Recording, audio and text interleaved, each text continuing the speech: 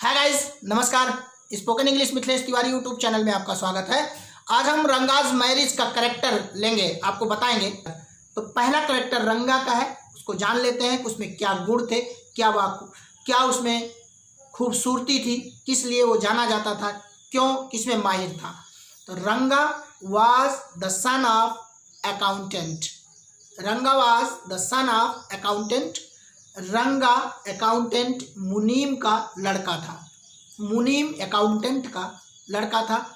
And he went to Bangalore for studies.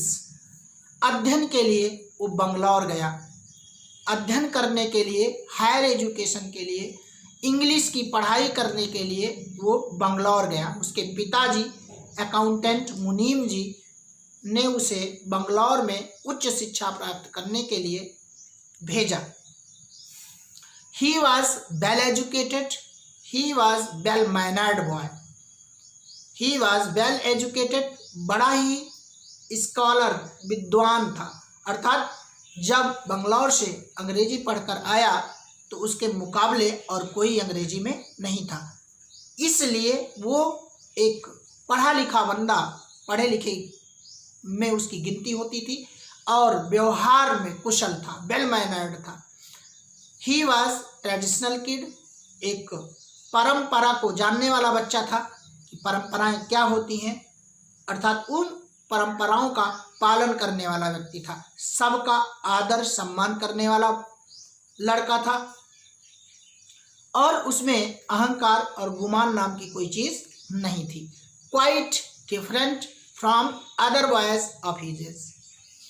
अपने उम्र के जितने भी लड़के थे उनमें, उन सभी में वो सबसे अलग था।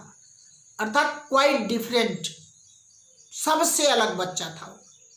अपने गांव में और अपने उम्र के जितने भी बच्चे थे उनमें सबसे अलग था, हट के था।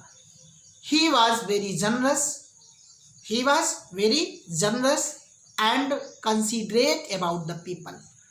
बड़ा ही हमदर्द था लोगों के प्रति, हमदर्दी थी उसमें, हमदर्द था और हमदर्दी थी लोगों के प्रति उसमें। और जनरस माने बड़ा ही उदार दिल वाला, kind hearted, vast hearted boy he was. बहुत ही उदार चरित्र का व्यक्ति था और लोगों के प्रति उसमें हमदर्दी थी। तो Ranga was the son of accountant and he went to Bangalore for higher studies. He was well educated and well mannered boy. He was a traditional kid. He was quite different from other boys of his age. He was very generous and considerate, very considerate about the people. He was very considerate about the people of the village. तो ये रहा संक्षिप्त में रंगा का character.